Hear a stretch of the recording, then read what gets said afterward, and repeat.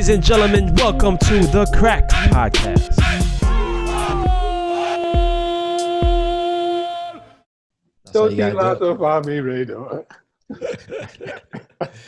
Ladies and gentlemen, welcome back to the Crack Podcast. You're on with your host, Mabricio Mookie Wilson, and I'm honored and I've had the privilege to be joined with my brothers. Let's give a big round of applause, please, to Oguchi. Onyewu.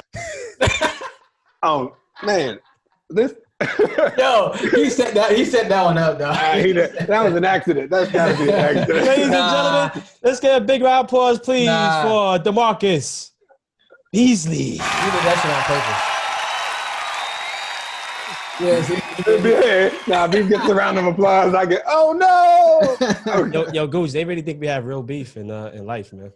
Probably. They're like, yo, Y'all man, do. yo, you and Gooch, light-skinned people can't get together. Can't get along, man. Remember when you had that pseudo beef with my little brother like a long time ago? Oh, my Lord. Pseudo beef. You almost didn't leave New York. What happened? Mans was drunk in the club, and he thought Mookie was, I think, like trying to step to me. He's like, yo, who's this man trying? I was like, yo, chill. My little brother, I was like, yo, chill. That's my. He's like, nah, man. Who? I was like, yo, chill. You know, with liquid courage. I think you were there that night. That was night. I was there? Yeah, that Lotus on Sundays. Everybody was there. And you're in New York City, you know Lotus on Sundays. They had to get in Freddie Adu into the club. He was like 12. I'm like, I was trying to mind my own business back then, dog. You jetted off, man. Fellas, how you feeling today? Good. Gucci got a haircut? Gucci got a hair. The glow is back, baby. Hey, how I look, boys? How I look? The glow is back. Teeth shining now. The teeth shining now. I gotta make sure I'm good for the listeners, the watchers on YouTube. By the way, let me just say, because I know a lot of people listening to us, but they're not subscribing to our YouTube and our podcast. So apparently we need this. It helps us. We're trying to grow. We're trying to entertain y'all. So please subscribe and you'll see more of this haircut. That's a big incentive right there. That's a big incentive. I think Bees might have trimmed his beard a little bit now. No, I didn't. I just cut my hair. I don't have a hat on today. Okay, that's what it looks like. Yeah. You cut what? I cut the cul-de-sac. The cul-de-sac dog. You cut your scalp? That's what you cut? Yeah, I cut the cul-de-sac. So it's man. No hat today. No hat today. But unlike Bees' hair, MLS is back, baby. MLS is back. Not for everybody. True. Yeah, right? Who's that? Nashville and what? Dallas, man. I actually tried to hit Fafa, try to check up on him today, and he didn't pick up. So I spoke to him a couple of days ago, and he's like, luckily I didn't travel with them because I got the virus or whatever. But you know, they got to stay down there for a minute before they can even come back. I think they just flew back to Dallas. I think I read that somewhere. Yeah, I think they flew back. Must have been because they had to stay there for a little bit before they had to leave. And Nashville was the same thing. They couldn't even leave their room. Yeah. Nashville didn't even train when they got down there. Yo. So they got down to Orlando and didn't even train. What I wanted to ask is, what do they do now, right? Like in terms of they go back and can they play practice games? I don't know. I mean, I didn't even. I'm sure MLS still has a protocol with all teams. You know what I'm saying? When they go back to Nashville and Dallas, or what they got to do, when they can go back to training. You know what I'm saying? But I got to ask you guys this: all these teams, or not all these teams, these two teams, Dallas and Nashville, essentially their seasons are over for 2020, right? How do you know who they? What? Go ahead. No? They're playing after the tournament. Yeah. Is there an after tournament? Yeah. What is it? That game season, like a short season. Do you even watch anything but MLS? Bro, I didn't hear any news about any. I heard that there might be, but it wasn't guaranteed after the tournament. Yeah, these games count against the regular season. So then after that, they're trying to go back, you know, to the stadiums and whatnot. The stadiums and flying. Obviously, probably no fans, or maybe like a select few. Mm-hmm. You know what I'm saying? But they're gonna try to have a season after this. So Coach, you haven't watched, but I've been watching. I watched it yesterday. I saw Orlando give it to New York now. Yeah. I didn't see that game. I like Orlando and Philly. Well, look, I'll say it like this. Philly ball. I like that kid Montero. What's his name? The one in the middle, number 10? Yeah, buddy. That kid can ball. What's his name, Coach? I don't know his name, man. I left Philly. I left Philly 3 years ago. Didn't turn back, man. I believe it's Montero. All I know is that Orlando's playing better at the moment than they were last year, but at the same time, they have the climate advantage because they've been playing in this where these teams are like dying after 10, 20 minutes in this heat and this humidity. So I think they'd be smart to take advantage of it, especially right now while the teams are adapting and trying to get as far as they can in the tournament. Now, I believe. I think they have the right coach. They always try to get the Latin flair, but I think they have the right coach who has experience in the MLS, and they're playing much better soccer. I'm going to give a big shout-out to Chris Mueller. I think the kid is a hell of a baller. He scored 2 goals in the first half last night, and, he's just a kid that can play multiple positions, and I hope to see U.S. national team call him up. See, that's – you know what? But why? Yeah, exactly. That's what I can't stand with people like, oh, this kid played good. He should be on the national team. I've been watching this kid since he was in college. Right? Okay, but that doesn't mean that he's great. I didn't say that, right? But I watched this kid in college. I think he has the tools to help our national team. He can play on either side of the wing. He can distribute. He can score. He's high work rate, intelligent player. Take over, Bees. But to be honest, I can't say yes or no because I've never seen him. I've never seen him play. Yeah. I will say I like him, and he's been good. Like last year, he had ups and downs. Like he'd have a good run of games, and he'd like be ghost, and then have a good run of games and be ghost. I think he has the ability, but to say right now, he has to prove that he has the consistency in order to be on the national team. Otherwise, the national team holds no standard. You just play. Damn, I can tell. They hold no standard. They hold no standard. Tell me. I hear what Gucci's saying, but I hear what Mook's saying too. I'm not trying to just be the guy that's like, oh well, I agree with everything. No. I'm just saying, for me personally, I can't speak on it because I've never seen him play. That's one thing.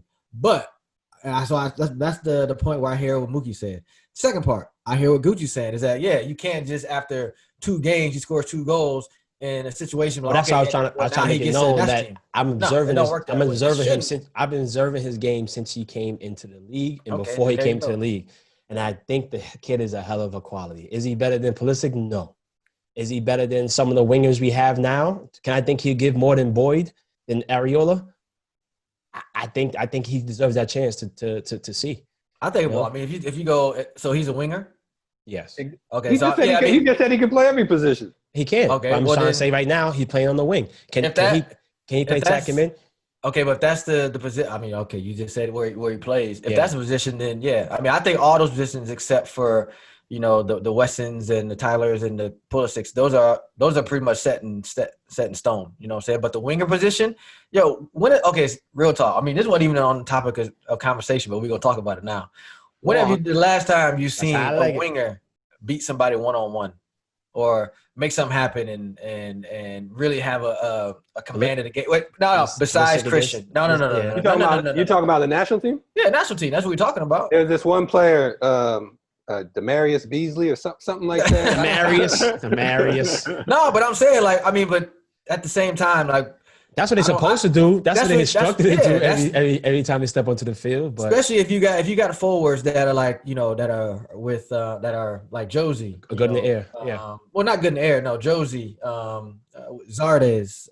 Who else is on the number 9 position? Josh Sargent's coming up next. Sargent, whatever. Oh, he's a little bit different. He's a little more crafty, so he can sometimes make his own shot. I like him as well. But you got guys like that. That's a number 9, good in the box. They're good with their feet. Zardes sometimes good with their feet, but at the same time, they need service. They need guys to get them in the box. They need guys beating their left back, right back, 1-on-1, getting across in the box or making a 1-2, trying to make something happen. You know what I'm saying? You're not gonna get Josie and Jazzy, beating 2 or 3 players and shooting a goal on top of the box. You know what I'm saying? Yeah, they can shoot from outside the box, but at the same time, you got big number 9s that are good around the box. They're poachers. They want to score. And that's why I think you need players like goals. I think you need players like Chris Mueller who can. That's what I'm saying. I think they're all dispensable, to be honest. He can. The winger. He has the possibility and the potential to be on the national team. I'm a little more stringent on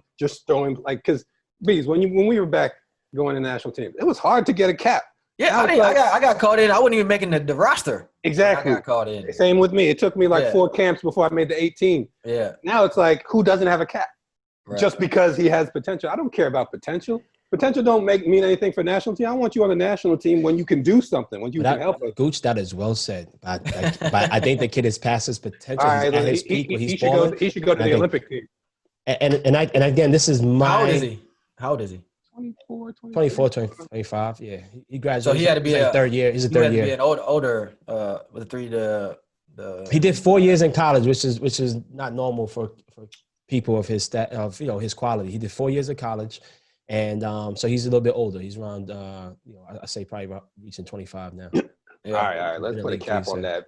Mookie Chris Mueller, big up yourself, man. I love Chris Mueller. I love how he's playing. I big baller. See him do it throughout the whole season. That's all I want to say. And I'll add, I just think that that position with the national team, I think is open. Let me ask a question. What the position is not open in the national team? Keep it real. Christians. Coach. Huh? Christians. Gave you that. Who else? Goalie. Because it should be that hard that Weston McKennie and Tyler Adams should be fighting for the same position. Zach Steffen. Yeah, but they should be. But they don't.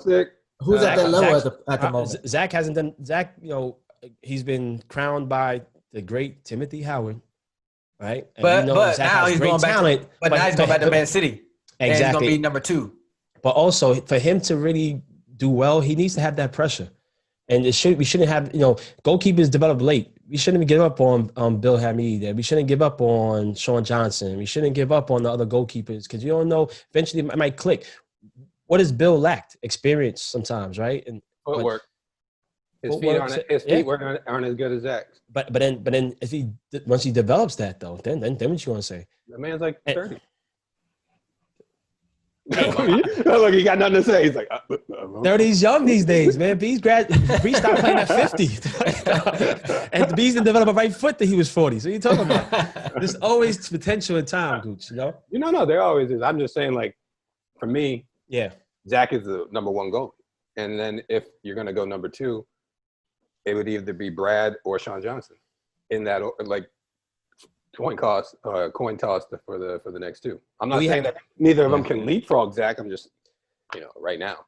Gooch, who else do you feel? So you said Christian, you said Zach. Who else you feel is a definite inside of the 11? In the 11? What's that? The Dutch boy? Brooks. Oh, Dest. Yeah, Dest. But Dest hasn't played well yet for the national team. So that man about to be on freaking Barcelona. He don't make it. Yeah. So basically, you don't have the same type of standards that Chris Mueller has to go through for you to feel like he should just give him the position. Did he not go through that standard by starting all his games with Ajax and then getting even considered for Barcelona? Whereas Chris Mueller started all his games for Orlando. Give him his whole credit. MLS, baby. You obviously haven't been watching because he hasn't been starting all his games last season for Orlando, which is why I said he had a yo-yo year. But Orlando itself had a yo-yo year, and maybe they play him consistency. You always got an excuse for facts. Well, I love it. Look, I want to see everybody. I want to see this national team grow into something. We have a lot of young talent. Got to be excited about. I want to see this talent turn from talent to like they're there. What was the reason why the last 2 years the U.S. team has not looked well? Is it the coach? What is it? I mean. What do you mean by look well? I mean, we haven't had great results. We haven't played great football. It just hasn't clicked. I went to the Mexico USA game, and we had all the top players there. We got to ask this kid. Yeah, but you got to understand, our top players right now are all 21 and 20 and 19, 18 so that's the reason. So that's the reason. I'm not saying this. I'm just saying that they're gonna get more experience as the games go. They need to play those games. They need to get beat up a little bit to understand because they don't have. We all were, blessed with the older statesmen. We had the Claudios. We were groomed. We were groomed. We had those guys. We had the McBrides. That's disrespect to the Michael Bradleys and to the. No. Well, I'm getting to that. You didn't let me finish. My bad. I apologize. But that's one person. and then you have Brad Guzan still with it, and then Josie's been injured, so he hasn't been in camp that much. Good point. Who else? Who else has been in World Cups? Who else has been in those games where you're playing away from home, even though it's a friendly, playing away from home. You're playing against Poland or something like that. You know what I'm saying? These guys that's just starting with the national team. They're starting to understand that it's not the same as with the club team. Yeah, you can have a great career with your club team, but you come to the national team, it's a whole different animal. I would say also that somehow, somewhere, there was an age group that was just shit, so they had to get leapfrogged. And so that whole gap was just like, oh, you went from under 20s to the first team. out of nowhere because that age group ahead of them, they just weren't good enough. Yeah. Right. Yeah. So for me, so I'm just saying, I just think they need time. You know, like you said, Goose said it, you said it, everyone says it, the whole country says it. We have talent, but now it's about putting that talent into a team. You know what I'm saying? That's gonna take time. And obviously with Berhalter and his style and how he wants to play, you know, it's demanding. That's from what I hear. You know, it's very demanding, and it's gonna take a lot of smarter footballers to actually, you know, play in the system. But at the same time, I'm optimistic because we do have the talent. You know, now it's just about putting it all together and letting them, you know, I'm not letting them fall, but letting them, you know, get their feet wet with the big boys, because that's what they need. You know what I'm saying? That's what they need. You know, I also enjoy watching Nagby play recently. He's playing a little bit deeper, you know, than he played. Let it go. He ain't coming back. Let it go. For real? Yeah, he said it himself. It's not even. I mean, he said it. He don't want. He does. He said, "Man, he would rather be with his family instead of university." And those are his words. He's such a cool, laid back dude, man. That's cool. He don't care. He don't care. I love that. I love Navy. But we need him, and I think that I think we do too. Just like how you came back, I think that you know, his relationship with some of the players, maybe they can draw him back in. But I think we do need him to really keep that pace and hold that. I think he would be a player that could you talked about you know, fighting for positions, like a position like, you know, a Wes McKinney, or Tyler Adam. If they're going to play Tyler Adam in the middle, you know what I'm saying, they can play him out wide, you know, whatever. But they play him in the middle. Nagby is a perfect example of that. You know, that they should be emulating his game a little bit, and they should be competing with him. Competing that competition, but at the same time, Nagby don't want to play. So hey, what do y'all think about these during the game on-field interviews with the head coaches? It's fucking horrible. Excuse my language. Excuse my French. Yo, how bad did you feel for Robin Fraser when this team got scored on while he was interviewing? He was like, black man can never get up, boy. Black man can never.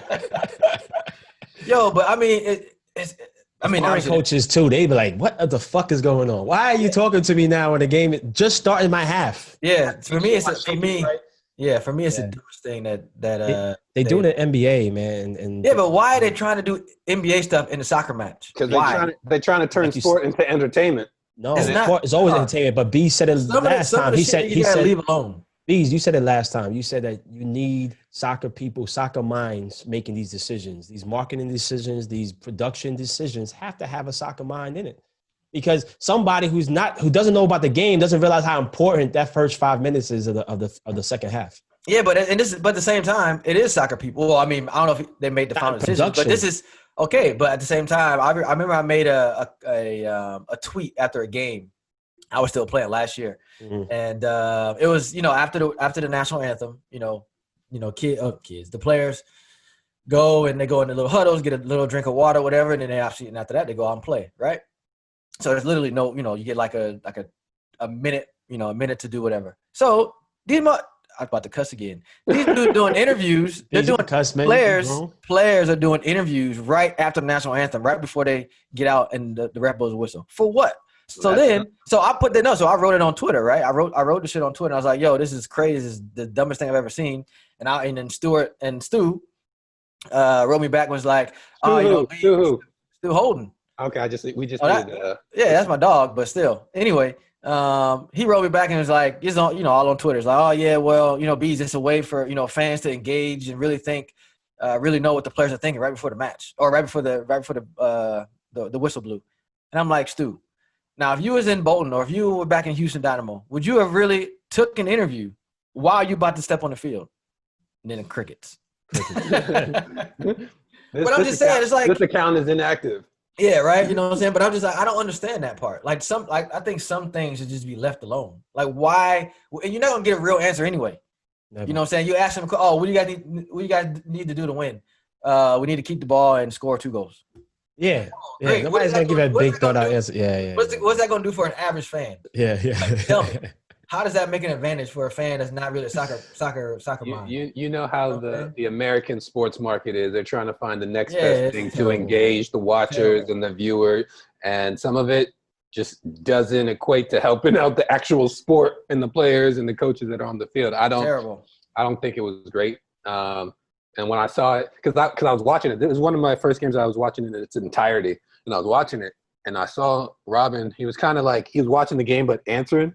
So one eye on the field, one eye there, and then all of a sudden the goal happened. And and you see like the screen that he was on just went blank. And man. Sorry about that, Robin. Well, I just want to make a point in the statement. Right? I have two statements. Chris Mueller is going to get called up for the national team, and Orlando is going to win this World Cup tournament. Speaking of Orlando, Orlando is going to win this tournament. Wait, speaking of Orlando, can we announce our guest? We haven't even announced our guest. This guy. You want me to do it? I'm so excited about this guest that we're going to have on the show. I'm really excited. You know what I'm saying? So one of y'all, please. I'll do it because this man.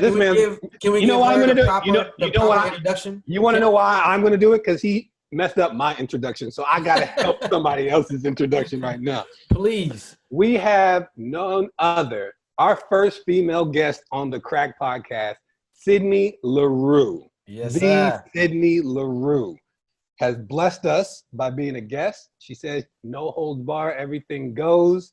Get into the nitty gritty. You ain't gonna ask no real questions, Goose. You gonna suck out. He ain't about that life, Goose. He ain't about that life. look at the New Yorker trying to instigate something, but he ain't gonna ask. Listen, all I do on this show is instigate. I try to get you mad. I try to go against everything B say. Hey, I just like it when y'all bicker. You know, light skin against light skin. We don't bicker. We have conversations and we disagree all the time. That's why we here. Yeah, that's why we. Now Sydney is dope. I'm excited to have her on. Our first female, man. So Gooch, make sure he got his hair cut. She's married, Gooch, so don't worry about it. No, me and Dom are cool. Me and Dom are cool. No, we got light skin love. The only one I hate is you over there. I was about to say I knew it was coming. See, Bees? And he says it's me. He always says it's me. I have hatred towards him, man. I just want everybody to know I just sit back and listen when this happens. When this happens, I just sit back and listen. Give me a glass of wine and call it a day. Let Mo come on. Let Mo come on the show. You find Bees' true color. Speaking about Mo, Gooch, have you been studying your lines and how's your acting career coming along? Oh, me and Robbie have been talking every day. I know you. Me and Robbie, he's trying to include me. You hit him with good morning, God memes and stuff like that. No, he suggested, he pitched me this new idea. Robbie did the other day, the life of Will Smith and Jada Pinkett. He wants me to play Will Smith. Entanglement. It's called Entanglement. Yo, he gonna call him. Bobby go like, sorry, you have reached the wrong number. That's Hollywood for you, baby. You know Hollywood. I'm like, yeah, Gooch, come see me in LA anytime. Let's do it. You'll never hear from him again, man. Oh, okay. Yo, tell me. Okay, I know I'm I want to get this in really quick because I thought this shit was funny as hell. Tell me y'all seen Gareth Bale's reaction. Oh no, in the stands. Oh man. Yo, I've been dying to bring this up, Dying to bring this up today. Please, have y'all seen it? Did y'all see it? Did y'all see the pictures, the images? Yeah. Look, first of all, I didn't know it was him. I was like, until like days later, they're like, you see Gareth? I was like, no, what happened to Gareth? They're like, you see him in the stands? I'm like, that was him? I thought it was a carekeeper. Nah, that dude is a character, yo. That's just you can tell he don't want to be there. He's done. Yeah, but I guess both of you guys know that feeling, right? Not that feeling. Yeah, but you don't. Yeah. You get a feeling that you don't want to be at the club no more, but you don't do that type of shit. I know, but listen, enough is enough, though, right? How long has Gareth been? Remember how? Dog, he put the mask over his eyes. I know, and act like he was asleep during the game. I know. Tell me why is Mookie always trying to justify wrong actions? Who does that? I've seen Bees take a piss on the sidelines. What the hell kind of code he has? But I was young. So Gareth Bale don't get that excuse. No, he don't get that. Bees, pause. First of all, why is he watching you take a piss on the sideline? It's on TV. Everybody watched. It's on TV. What do we do? Yo, they tried to find me for that shit, by the way. They should have. They should have found your ass. What were you thinking? You playing in the stadium. It's not COVID. This is before the World Cup. Exactly. You thought nobody's gonna see you, Bees? Yeah, catch a joke though. I went like this. I took a glance to the left and to the right. Like, all right, we all do it. We all do it. Nobody watching me. Do it. You don't see the wide lens in the stadium. It's like broadcast around the world. It's like 100 million people watching. I did the whole head glance. Yo, you took the cake. They didn't find you, huh? Nah, they didn't. They didn't. Like U.S. Soccer put out a. They wrote a letter So saying, what do you "Oh, think he this didn't know." means? Blah blah blah. What do you think this means for Bill? It means it's all over now, huh? I mean, I just think he's done. They're done. If they can get a deal done, I mean, I think he's out. You know, I mean, I don't think really. sometimes you gotta force it. Reason I said you guys have been through it. Yeah, he is forcing it. Throughout your He career. is forcing it. You that's must not have came forcing into it, a I don't game know like what I'm is. tired of this shit. Dog, catch a joke. I didn't even tell you the funniest part of that. The funniest part that I thought was that when the fifth sub or the last sub of the game, the game went up. Yo, the man started laughing. Yeah. He was like, "This guy's going on." I said, He started laughing when the last sub went on the pitch, and he was. Yo, Bill, I'm with you, brother. Every footballer has had that feeling where you felt that you're getting mistreated and you're not getting respected, and you need to get more time on the playing field. And you know, Who the hell does that though? Laugh at people who come in. Somebody who doesn't respect the coach. Okay, and you gonna look, he's saying that. Give me an example of somebody that's laughed while somebody else is coming in that you've seen. But blatantly, no, but remember, it's a different times. You have a different situation, right? I'm sure it happens all the time. No, the answer he hasn't. I've seen Ozil do it for the great Arsenal. I've seen Ozil do it. I've seen Ozil. Arsenal? Wait, what adjective did you put in front of that? The great. The great? Honorable. Oh, if you want to talk about that, what happened in that last game, baby? Can we stay on one topic? Because you all over the place. Can we stay on Gareth Bale, please? This man said great Arsenal. I thought that was the topic. Oguchi, Onyewu, you ever came in a game? You ever came to a game feeling pissed off and feel like you don't give a fuck what people see or who see what? Enough is enough. Enough is enough. Not saying you actually did that. Mad at who? Just mad in general, or mad at the club, or mad at the coach? Like what? I mean, I'm not talking about man in general. The coach, I mean, obviously has something to do with your playing career. Not when your girlfriend didn't call you back last night. When you're playing career. I'll answer that, but I did it in a much subtle. Definitely, yeah. Cause you're scared. You're not worth $100 million like Gareth Bale. Yeah, true. He can do it. He can do it the hell he wants. What you gonna do? What you gonna do to him? Yeah, right. You know what I'm saying. But anyway, only thing I did, I remember when I was at PSV, and it was my second season, and I was like up and down. I was playing. I would play like 3 games, and I would sit out 2. Well, I wouldn't start. I would come on, bench. Anyway, so after that, I would score, but then I wouldn't celebrate. Yeah. So I would literally be mad that I scored. And I remember some of the goals that even like that I seen on YouTube of some of my goals at PSV, and you see my face, like I look pissed. Yeah. And that was my kind of way of being like, yo, I don't agree with this. You know what I'm saying? I don't like this shit. You need to play. That's like when Eddie Johnson, when he was scoring in Seattle and he was going like this. Yeah, but see, I didn't do all that. Yeah. I've seen Clint get an attitude coming off the field or going on. Clint who? Mathis or Dempsey? Dempsey. Clint always got that chip on. He's mad at everybody. All right. He's mad at himself when he's on the field. He's like, you ain't going to talk about me like that. And I'm like, who are you talking to, Clint? Talking to myself, man. Leave me alone. Yeah, but you got to understand though, when Clint got picked, because I know you're talking about. I seen Clint do that too, but it's when he's gotten taken off. Yeah, early, and he's he ain't trying to hear what the coach got to say. Yeah. That's fine. That's emotion. That's cool. That's still not right. You gotta understand. It's still not right as a professional. That's okay, it's still not right. But I think for me, I'm going to say this. I think there's levels. Levels to it. I'm trying to keep my point because I think. Yeah. I mean, the dude is on the bench, right? He's supposed to, it's obviously support, but no, he's making faces, putting the mask over his eyes like he's asleep, not watching the match. Every logical person sides with you right now. Hey, ain't nobody listening and saying that what he did is justifiable. Yeah. Point blank. I'm not saying justifiable. I'm not saying justify. I'm saying that people have done it and been through it. That's not that. I've never seen a mask on their face and go to sleep on the bench. You never had COVID. It's different. You never had a mask. Maybe you had a mask on the bench. You would have chose that. I ain't never seen that. If someone watching this show, if someone can show me, say it was a cold game and people on the bench got hats on, I want to see somebody take the Scully and put over their eyes and go like this, and put their feet up and cross their legs. Yeah, I want to see that. So if anybody out there that's listening to the show, please show me that so that y'all can prove me wrong. You never played in the Jamaican league, huh? That is crazy. Ladies and gentlemen, I'm proud to announce and welcome our first female guest. Hello. Our best footballer on the podcast. Let's get a big round of applause. I call her 3 chains because she's won U20 World Cup and Olympics. Sid the Let's kid. give big I heard round that applause one. to the footballer, Sydney Leroux. Can you hear me now? Yes, we can. Yeah. Okay. Where's your oh, there she is. Okay. What's up?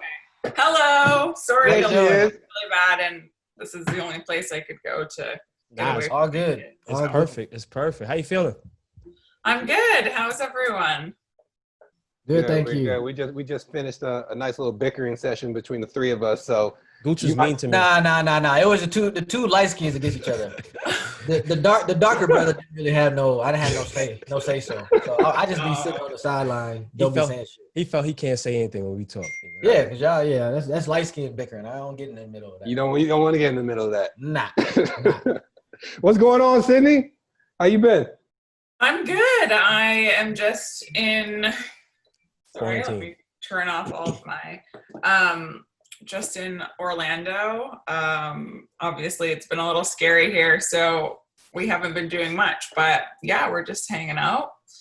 Unfortunately, I'm not in Utah playing, but that's okay. I'm over it now. But yeah, I've just been trying to stay fit and keep busy. You're not going to Disney anytime soon, are you? No, Yeah. no. Good. Yeah, as you talk about, we got another co-host. Yes, we have a little guest. Come Who here. we got here? Come say hi.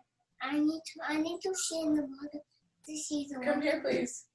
Sorry, this was the That's the reason boss. why. That's the Oh, boss yeah, right come. there. That's the boss right there. Come say Yeah. hi. Cash is gonna come say hi. Maybe Leave me alone. it's like, do what you gotta do, man. I'm done. where's the water? He's supposed to be napping, so. I had to tell you something though, Cassius, man. Come here. Cassius, come here. Let me tell you something. I gotta tell you a secret. Come on. Come say hi, buddy. Come say hi. We got candy. Oh, Damn, you that Gooch, Gooch. that That type guy. of uncle? You that guy. Oh my goodness. Sydney, Cut. you can tell he don't have kids. You can tell he doesn't have kids. You can tell. Man, ran right over. Oh, What's my up? What's up, goodness Cash? How you feeling? That's your new thing right now? Yeah. What's that mean? I don't know. Okay. I don't know. All right. You can't come in here for 5 minutes. I got 1 candy. second. Let me No just. problem. That's the stranger danger right there. Yeah, I got candy. Come here. I got candy. Come here. Yeah, he hasn't seen people in a long time, so. Oh, good. Oh man. So backtrack real quick. How you were saying you wish you were in Utah. I want you to give us the skimmy on what really happened at the Pride. Don't sugarcoat anything. This is the crack. Now tell us what happened. And if And you want Gooch to got his name hair names, cut. haters. Well, that's the thing. It's like, I think there was a couple people who didn't necessarily think of, like, I don't think any of it was on purpose. Obviously, no one would think that, going somewhere or doing something would actually affect the team like it did. But yeah, I mean, essentially that's kind of what happened. People went out places and then all Where'd they hell go? broke Where'd they go? To clubs? They went to restaurants? What'd they do? Yeah, there was plenty of places. There wasn't just one place. So Hard lesson yeah, to learn, man. it was unfortunate. And You think those like players I were said- fined? pardon me. You think those players should be fined? I have gone back and forth. I would probably say that week of dealing with that was probably one of the hardest weeks of my entire career, to be honest. Wow. Thinking that, I mean, I was alone with the kids. I came home. Dom had to leave because of our situation. Mm-hmm. So we didn't even get to say bye to him, and he went straight to the hotel. Yeah. And I was like stuck at home thinking that I was going to get it. I was going to give it to my kids. Like, not only are we giving it to each other, but some people have families too. Yeah. Right. So Yeah. that was tough. But I think everyone has learned their lesson, hopefully, from our team, that this is not a joke. Yeah. And it is very, very real. So. Are you guys back training now? No. Okay. No, we have been nothing. We really haven't heard much from anybody about what's going on with us. So we're just probably going to wait until the tournament's done, and hopefully we can figure something out. But So is the plan to have the tournament and then continue with a mini season? Was that the original plan for the? that is the original plan, but I don't see how that can happen. Yeah, it ain't gonna happen. Not with how everything, and especially with even the MLS tournament, how many people have gotten it. Yeah. Obviously not the safest environment, no matter what you do. No matter what you do.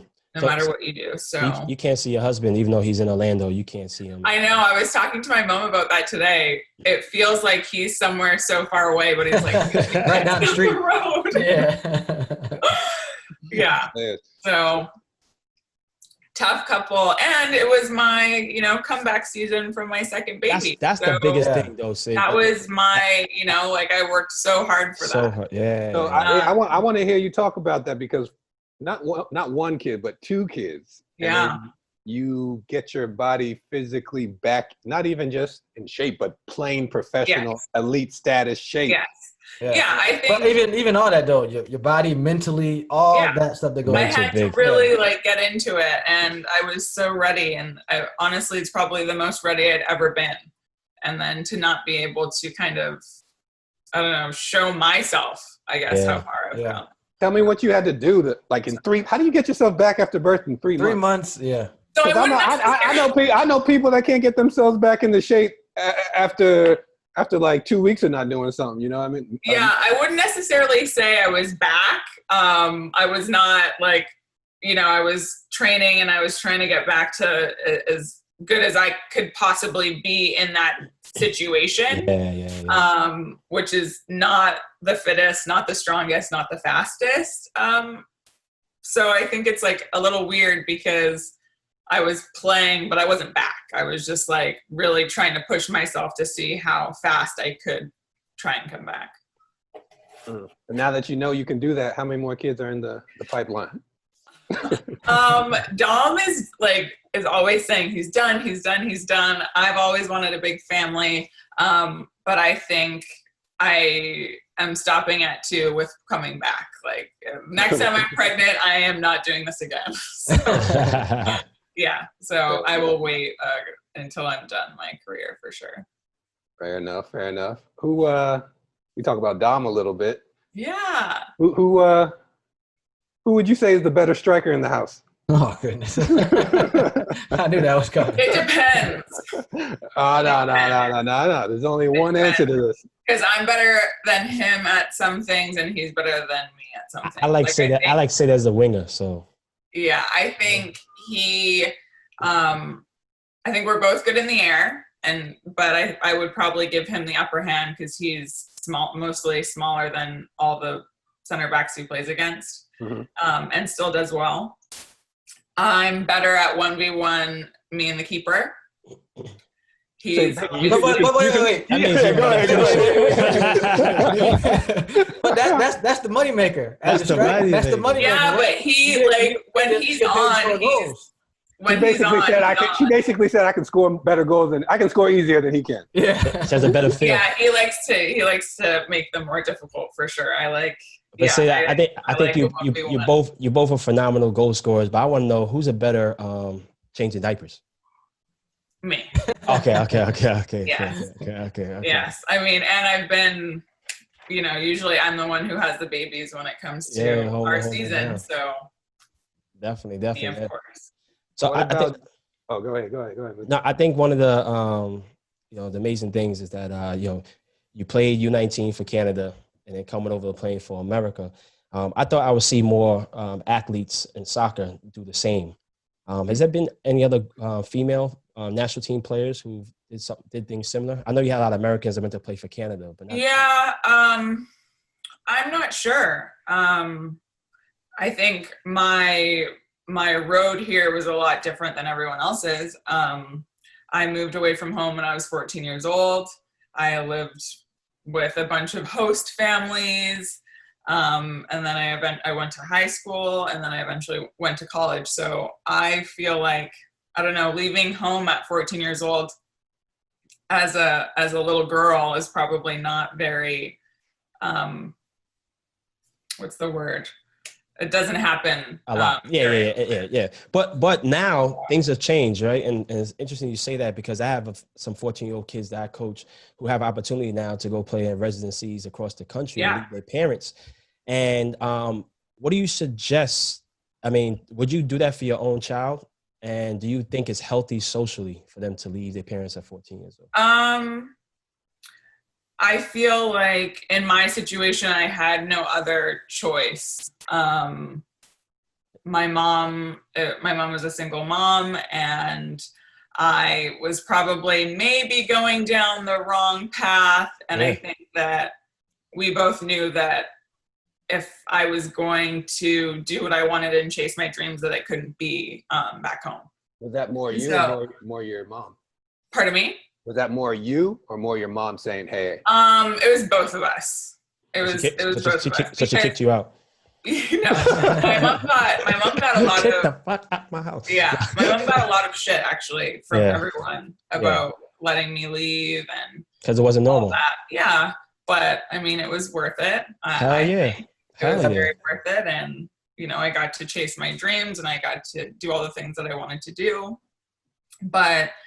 That's not to say that it wasn't the most difficult time of my life. For real. And Gooch, you can kind of, we both can kind of attest to that because, we left to go to residency as well. We were 15, 16? Yeah, I mean, obviously, it could be, a little bit different, but at the same time, what Sydney was saying, did you have any of that as well? Like, saying that, were your parents kind of like, no, I don't want you to go, or were you kind of heading it was a different situation because they knew where we were going. We were all with national team. Family. Yeah, that's what I'm saying. Yeah, family knew each other. We were almost in a protective bubble in residency. Yeah. Right.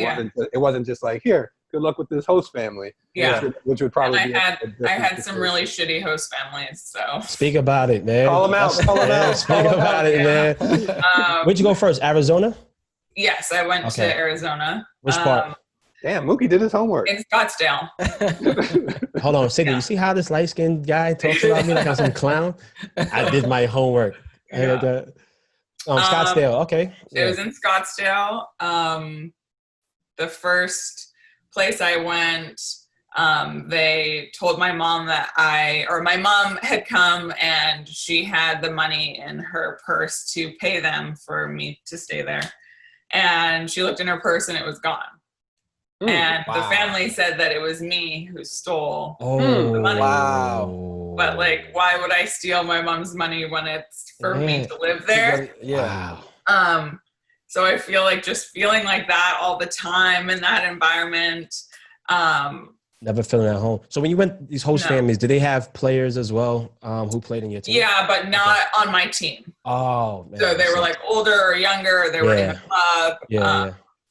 But Did you get along with them, like the players? Yeah.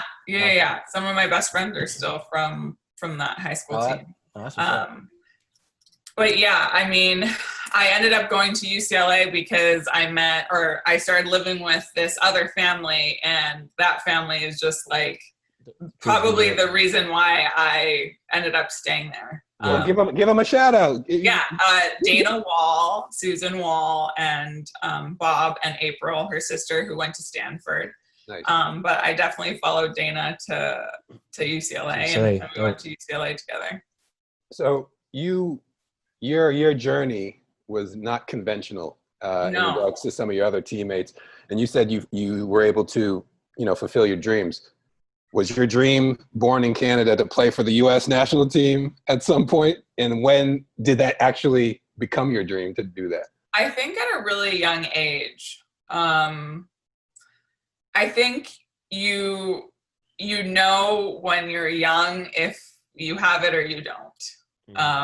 And I think that only people who have gotten there understand that. Mm-hmm. And I think when I was younger, I loved soccer. I loved baseball too. I was a baseball player as well. My family's a baseball family. But there was something about scoring goals that I just loved. I love and it. Yeah. Getting in tackles and just doing crazy stuff. I loved that. And so when I was younger, probably 8, 9, 10, I was this is what I want to do. And I played with the Canadian national team, and it just wasn't where it should have been. I'm too good for them. Obviously, you know, You can say you can say it. I was too good for them. Go on. no. No, but at that time, the Canadian national team I wanted wasn't. to push myself. Yeah. Yeah, And and I that- think that You were too good for them. It's all good. Go on. no. I I think that, the way to push myself was to leave and Yeah. to go and try and play on the best team in the world, to me. now socially, that had to been. Is that a big difference from? I've been honest, I've never been to Vancouver. I heard it was a beautiful place. Vancouver But is- I've been to Oh, that's I've been I to love Scarsdale. it. That was one of my favorite.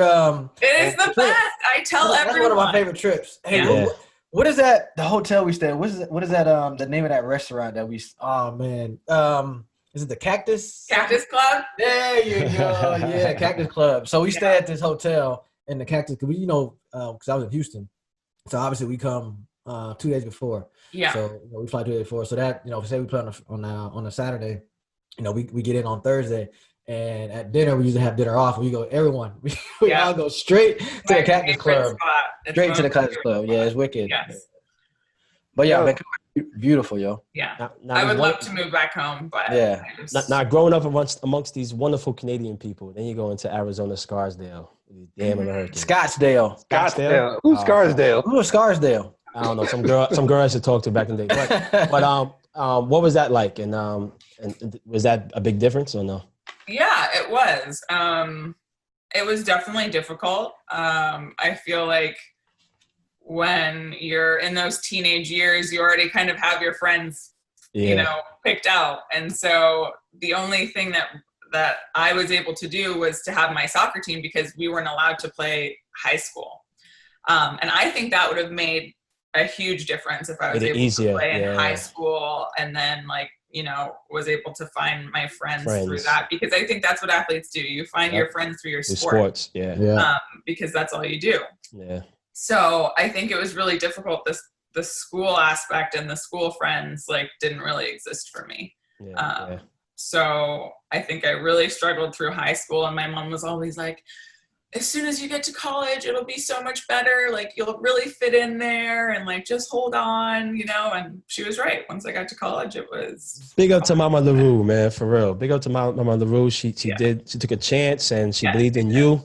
She believed in the situation. She helped and supported you, which is dope. Yeah. Dope. Sydney, I got a quick question with the national team before we get off of the national team and your transition. Jill Ellis. Okay. There has been a lot of, obviously she's had a lot of success with the national team in her career as a coach. Mm-hmm. And despite, or rather in spite of her success, I've heard a lot of stories of players not actually liking her on her own team. Yeah. I mean, I think not hearing much from anyone when she left should probably be enough to, kind of let everyone know that. Peace. For me, she had coached me since I was 15 years old. Wow. Oh, really? Yeah. On the national She team. coached me at UCLA. She coached me with the U15s, U16s. But Did you like her? I liked her as a person. Not as a coach. No.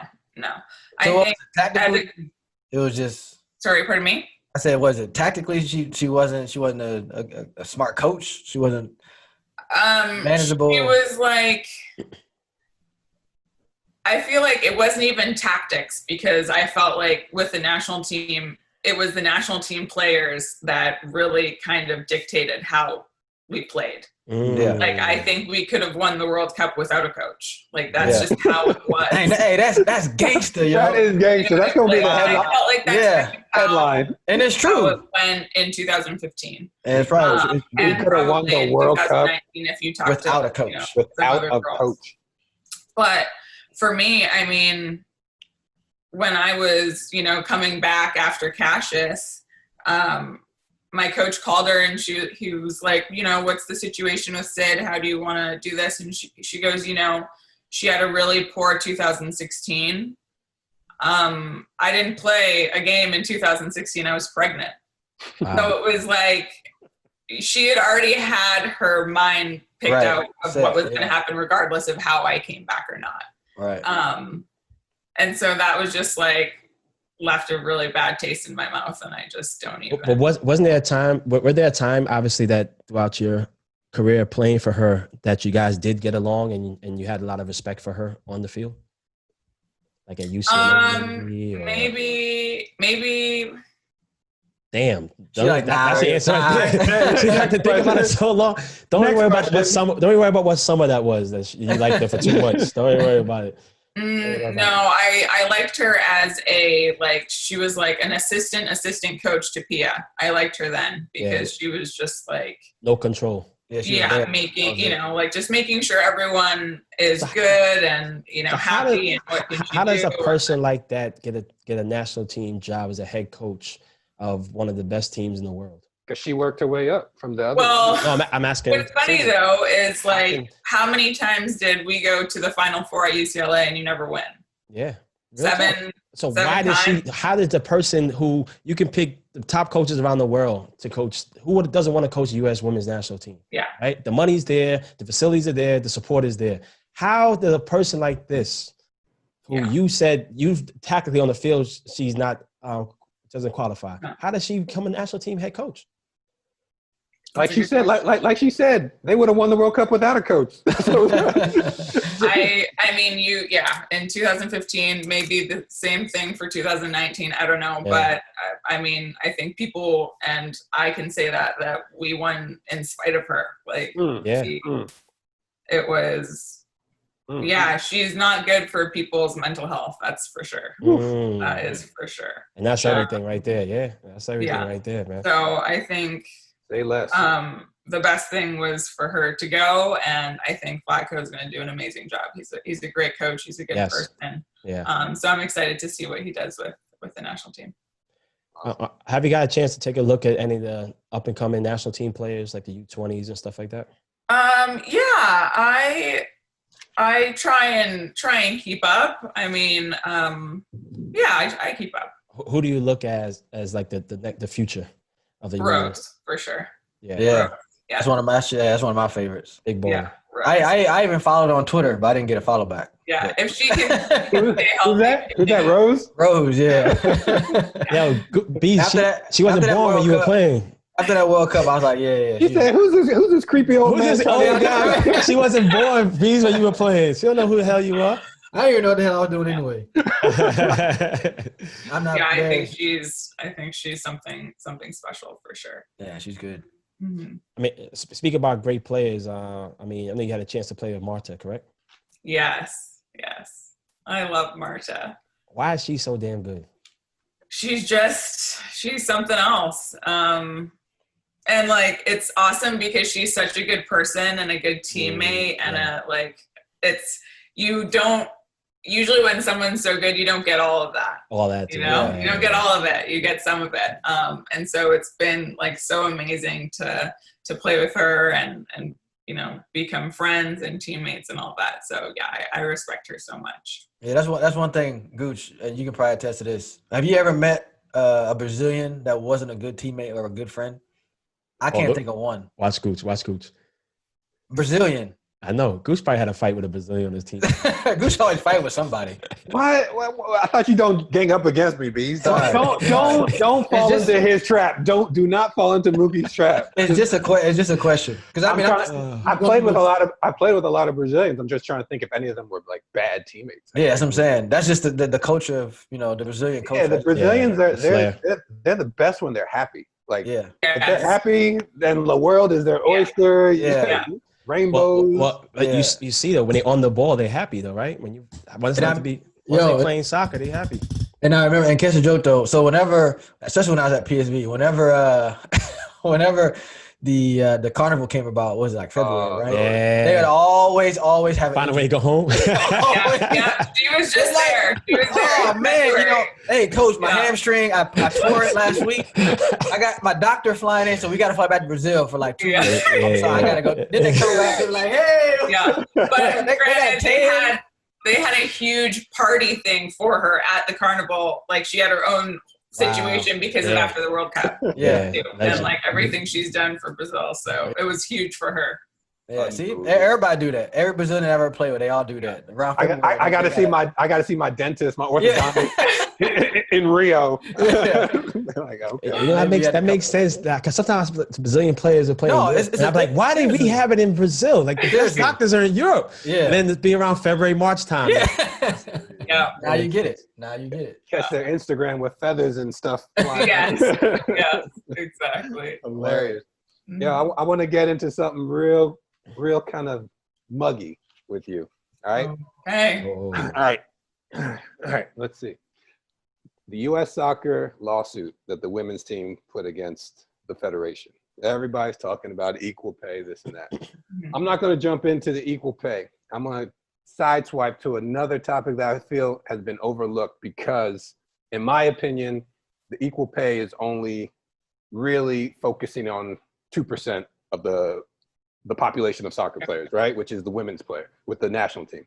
The other 98%, which is in the NWSL and other leagues, nobody mentions those people, and those are the majority, right? So where is the movement to actually promote women's soccer and not just the national team upper echelon? What do you think about that? I do think that they have tried to push for more in the NWSL. I don't necessarily think that what has gone on with the NWSL is good enough, because that's the truth. I mean, most of the players are NWSL players. You know, when you're on the national team, you've got the best of everything. I mean, even you take childcare, you know, you've got free childcare. They pay for a nanny. You're in the NWSL and you're a mom, you're on your own. What? And you're not making Orlando anything close to, you know, what national team players are making. So I have a hard word with equality because I don't necessarily think that like the perfect balance exists, because we're women and they're men, and it's just very different. Like we deserve more, we want more, but I think it's unfair to say, like, I want to be treated like the men because the men don't have maternity. Well, I need maternity. Yeah. You know, like for me personally, I think that there's so many different layers to it that what I want to fight for is more, like just more, because that's what we deserve. And that's what we've shown that we deserve is more. But yeah, I think you're right. We have to fight for, you know, if you look at the men don't, the national team's great, but they make their money in club. Yeah. Like their money is not being made on the national team. Their money is being made in club. So I think that that's another really important point, is that let's put more money into the NWSL and see what happens there. But I think it's definitely gotten better, but of course there's a long way to go. It's so hard for women's sports, team sports, to survive in this country, around the world, right? We see WNBA, they struggle to really get the attention, the respect, and the payday. What do you think NWSL needs to do or can do? Right. At one point we had a lot of teams. Now it's kind of you know, I will say, going through the whole thing, getting to Utah, I really did see a change in how things were kind of dealt with. So I do think change is coming. It's just a matter of when and how, because now we're in this situation that we don't really know what's going on. We don't know when the next time we'll be able to have a normal season or a season at all. So I think once we can kind of figure everything out, I think they're on the right path, because I do believe that they're really trying. Because it's so hard even for the MLS to get, sorry to cut you off, Gucci, MLS to get even the respect for, like, my father won't watch an MLS game. you know, like my father watches every country sport. He lives and breathes football, but he can't watch an MLS game. And obviously, you know, we need to get those type of fans to watching the game. And it's even harder now to get people to watch NWSL. Yeah. Right. And I mean, but you helped that, Sid. I mean, you was a rock star when you came out, and you kind of gained the attention that went past like the the fanatic fan and went from the average fan to like, oh, okay, this young lady's tearing it up. She has some swag to her. She has some type of spirit on the field. She's tattooed up. She's a minority. You know, little minority girls can look at her and be like, "Wow, you know, I can do this," and they don't have to just focus on these other sports, you know, softball or basketball or anything else. You know. Yeah, and so important for these girls to have somebody to look up to be like, I can do that, right? Yeah. And I think you were one of the first for me, for this generation to really do that, right? And before that was Mia Hamm. I think next was you, you know, and you being the rock star that you are. How does Dom deal with that? He holds her purse. He holds her purse during the. Dom always he always says when he's playing a team away, like the chants will be like, "Your wife's better than you," or like, "Put Sydney on the field," and like he just laughs. Yeah, that's why he married you. Yeah, but no, he's a good sport. But I do think it's really important. I think one of the defining moments in my career was when I was really young and I was just coming up on the national team, and this little girl was pushing everyone away, like Hope and Abby, and just was bawling and came to me and she was like, "I look like you, like I want to be like you." Wow, that's a great. And it's just like, you know, it was really powerful. That's awesome. I mean, that's why I brought up the initial question of, you know, everyone gets so blindsided by like equal pay, equal rights when they're not actually focused on the equal pay because they're not focusing on the majority that would be in that whole equal pay, you know, equation. And I would love to see the women sports in general, but definitely the NWSL grow in popularity, in attendance, in revenue. And so that there would be no question in regards to like, okay, well, we're going to up their salary so that they can pay childcare, or they don't have to take a second job during the season just to survive. I mean, most NWSL players are working while they're in season. I mean, there's people doing things on the, you know, side, training people and doing all that, where like you don't see that really anywhere else. So, but to be fair though, it's worse in Europe for the women's soccer. Yeah, I'm sure, but I'm saying like in men's sports, you don't see that. That's just not going to happen. And I mean, you even look at the situation in Orlando. I mean, the players and the names that we have on the women's team, and we still can't get anyone to the games. So it's like, we won't talk about that though. Yeah, it's like, I mean, there's a lot of places that it's gone wrong, but it shouldn't when you have that kind of star power on your team. Right. So. Yeah, no, for sure. 100%. You know, for everything that's been going on in the climate in this country, all the riots, Black Lives Matter, we've actually spoke about it on our podcast in terms of the discrepancy and the misrepresentation of blacks in American soccer and MLS and US soccer. You being a black woman, what do you feel like in women's soccer? Where is the representation for you, whether it be on the field or even off the field in management positions? How do you see that? Yeah, I mean, there's definitely not enough of us. But I think it's getting better. You know, you're seeing more little black girls playing soccer, which is amazing, and that's what we want to see. But of course, most of it isn't like that. And you can even say, you know, most of the people that I've played with, like women's soccer players, I would say probably it's a white sport, you know, and that's not a bad thing, but it is. And I think it's, you know, up to a white sport in this country. Yeah, for sure. I think a lot of sports in this country are white sports because there's not enough owners. There's not enough opportunity for, you know, young black children. There's just not. So I think trying to figure that out is probably a big thing to figure out. You know, I look at Orlando City Stadium and we're right in the middle of, I mean, you know what it's like there. And it's like, why can't we figure something out to bring those kids in and figure it out? And I think that can be done, especially, in our location, in the location of our stadium. But I know that they've done like vegetable gardens and all of these things around the stadium, but like there's nothing there for people to succeed. Yeah. Aside from when there's game days, they get to use their place as parking, but there's nothing for them to succeed, and it's really sad. Being biracial, coming from Vancouver, how was the adjustment of dealing with the Black culture in America? And I'm sure it had to be tough for you. And also looking at what's going on now from your point of view, I'd love to hear your thoughts. Yeah. Obviously, I feel like it's so weird for me because I just grew up in a white family. Yeah.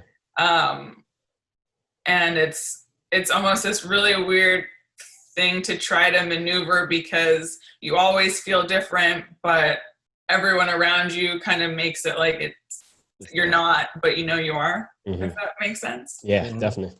And so I was talking to Pino, and I was like, it's the first time where we feel validated. Like, wow, I do feel like this. This is how I've always felt. Mm-hmm. And now it's like right front and center of everyone's face. Like, oh, okay, this was real. Yeah. So I think that has been tough. Pretty tough. Mm-hmm, mm-hmm. I mean, cause don't you think like, so almost like the Black culture, I don't know if you ever experienced this, but talking to a biracial friend of mine, he was like almost like the Black culture he wasn't really raised in. And like you said, he was raised in a white family, white mother, white grand. So that's really the culture he knows. But when he's outside, people think that he should be within the Black culture, or think he should know what the Black culture really is about. Right. And then growing up in a white family, his sister had to deal with different type of hair. Mm-hmm. And the mother didn't know how to comb the hair. The mother didn't know that you need to go, what beauty shop you need to go to and stuff like that. So with everything mixed up here, I think, as three Black gentlemen here, you out of everybody, I'm sure the feelings and the emotions you go through must be huge, but good, obviously, that you can actually talk about. Yeah. I think especially now, I mean, I can say that I felt more powerful now than I ever have. And I'm sure you guys can say the same, that it's just like this really amazing awakening from everyone else. Yeah. Which is nice. Definitely. Yeah, I was just kind of going, one quick question. Just going a little bit further with Gooch. And I mean, I know, I'm assuming that you're going to still play and all that stuff, but have you thought about, because it kind of went in my head when you're talking about, the little girl kind of pushed everybody else away and came to you and said, oh, I want to be like you. You look just like me, for after your career, after you're done playing, after you hang up the boots, do you still for yourself, if you've thought about it, obviously, I know you're still young in the game, but if you thought about, what you want to do after, as far as maybe, coaching or, still keeping the sisters in the game, but in positions of power, you know what I'm saying? Yeah. Like not just being a player and then that's it. Like, do you still see yourself, doing something in football, soccer? Yeah, for sure. I think I always see myself being a part of the game. I just don't know how, but buy a team. I've definitely thought about that more now. Yes. Buy a team. Yeah. No problem. Hey, I'll be part owner. I think Gooch is saying he got a check. Gooch got a blank check for you. I'm in. I'm in. But yeah, I still don't know. I'm like, what am I going to do when I grow up? I don't know. As of right now, I'm still doing, what I love to do and trying to stay. Yeah. I think you'd be an amazing example and advocate to promote the women's game. One, because you were such a star from such a young age. Rock star. Rock star from, teenager to now, playing with being a mother, and different facets of what should be changed within the league. You've already spoken about it. So what better person to kind of lead that charge than someone that's Yeah. experienced it. You know. So you trying to say she should be the logo, like the face of, and it says take her silhouette? Are you trying to imply that? Hey, Yeah, I'm gonna start the campaign. yeah, I definitely want to stay in the game for sure. And You I want do to stay in think Orlando? Dom and I were always like, Orlando's gonna, we're gonna set up shop here. And now that we've been here for a couple of years, we're like, I don't know. I would love to go home. I would love to go back to Vancouver. But I don't think Dom would want to go to Vancouver. And so we have to find somewhere in the middle. We've talked about, we really love San Diego. I'm a West Coast girl, so I've always wanted to stay on the West Coast. What about UK? Yeah, so I love San Diego. I love. So when you talk about collaborating with Dom, is it in regards to after the career or like while you guys are still playing? After the career. Oh, okay. Yeah. Okay. Yeah. No, not England, the UK. Nah. Dom always is like, you wouldn't like it. Like, you wouldn't do well there. And I'm like, why? Not even London. He don't like it. That's why he's saying that. Said it's Where's he from? Where's he the from? weather. He's from London, like an hour. Okay, he's from London. outside Okay. of London, yeah. Okay. He's from but Essex. He's always like, Essex. you just wouldn't deal. And I'm like, oh, all right. I like it over here too.